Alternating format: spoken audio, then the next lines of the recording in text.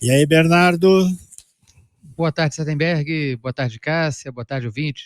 Boa tarde, Bernardo. Bernardo falando conosco direto dos nossos estúdios no Rio de Janeiro. E aí, tudo bem por aí no Rio? Tudo bem, o fone não está funcionando, mas eu ouço vocês bem aqui pelo estúdio. Não tem apagão aí, né? Ainda não, Sardenberg. O Rio de Janeiro já está com muito problema. Não queiram exportar mais esse para nós. Então, nada de apagão. E você sabe que o Bernardo, hoje ele está aí no Rio de Janeiro e no fim de semana ele estava na Flip, que eu vi nas redes sociais, participando de eventos, falando ali para um mundaréu de gente na Festa Literária Internacional de Paraty. Bacana, hein, Bernardo? Pois é, Cássia, a gente vai todo ano, né? Esse ano a ideia era só passear, mas me pegaram para trabalhar. Fazer o quê?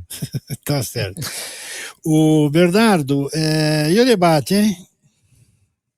Olha, começou, né, Sardenberg? Agora a gente tem a ideia de que, de fato, começou esse segundo turno. Foi o primeiro debate entre Ricardo Nunes e Guilherme Boulos. Boa notícia é que dessa vez não teve nem cadeirada, nem soco na cara. Já é uma vantagem em relação ao que se viu no primeiro turno. Teve até abraço, né? Teve até abraço. Foi aquele abraço do urso, né? Não foi um abraço assim muito efusivo, de grande amizade. Mas o fato é que os dois candidatos conseguiram manter um padrão mínimo de civilidade, algo que faltava na disputa paulistana até aqui. A gente pode dizer que, embora não tenha havido episódios de incivilidade, foi um debate tenso, sim. Foi um debate com alguns momentos de troca de acusação e alguns momentos de nervosismo, especialmente do prefeito Ricardo Nunes. Veja, São Paulo, nesse momento, tem um favoritismo muito claro para o atual prefeito.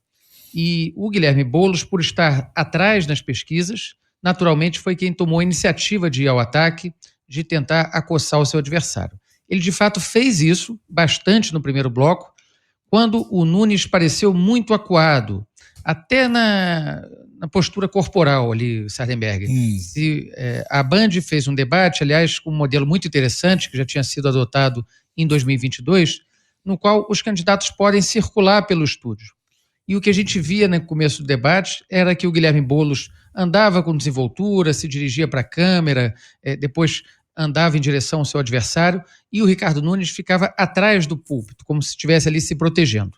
E num dos momentos em que o Boulos estava justamente botando essa pressão sobre o prefeito deixou cair uma folha de papel, o que, claro, passa uma imagem de nervosismo para as pessoas que estão assistindo em casa. Depois o Nunes conseguiu recuperar o prumo, ficou mais tranquilo e conseguiu ali também encaixar alguns golpes no candidato do PSOL.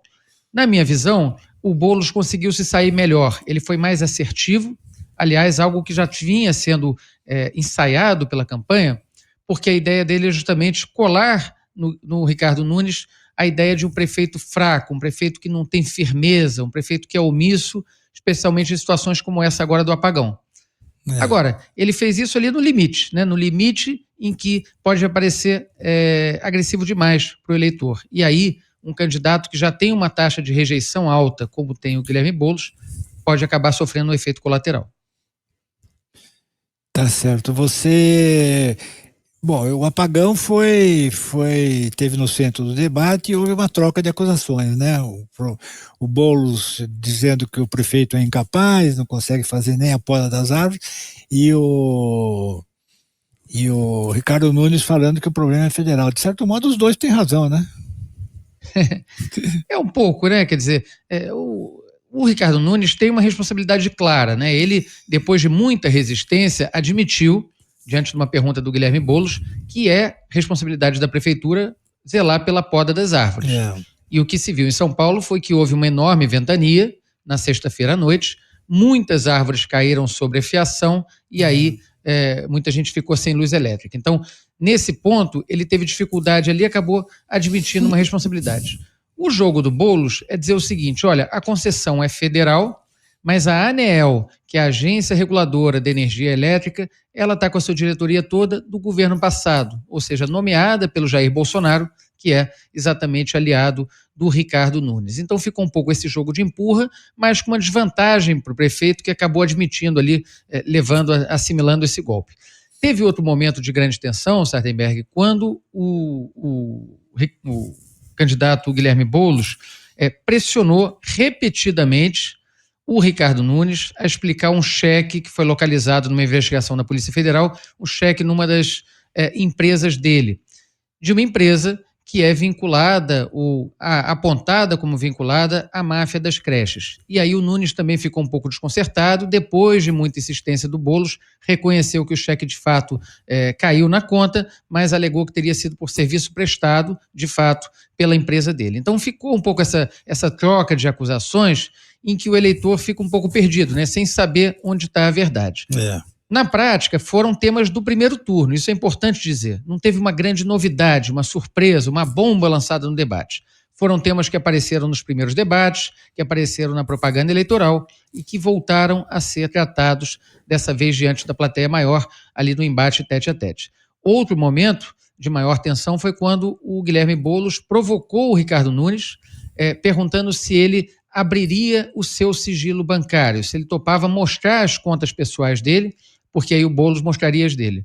E o Ricardo Nunes regateou, puxou para um lado, puxou para o outro, acabou nunca respondendo essa pergunta objetivamente. Então, nesse sentido, a gente pode dizer que o Boulos conseguiu ditar os assuntos. E na política, quem dita os assuntos do debate sai em vantagem. Agora, não foi a goleada da qual o Guilherme Boulos precisava para reverter essa situação que ele se encontra agora nas pesquisas. Vamos ver, Sardenberg, ainda tem mais 3 debates agendados até a semana que vem. O último é aquele tradicional debate da TV Globo, que é quando tem mais audiência, e aí os ponteiros da pesquisa podem mexer com um pouco mais de velocidade. Bernardo Melo Franco, muitíssimo obrigado, Bernardo. Até quinta-feira. Até quinta. Um abraço, boa tarde para vocês. Até mais. Intervalo? E já voltamos.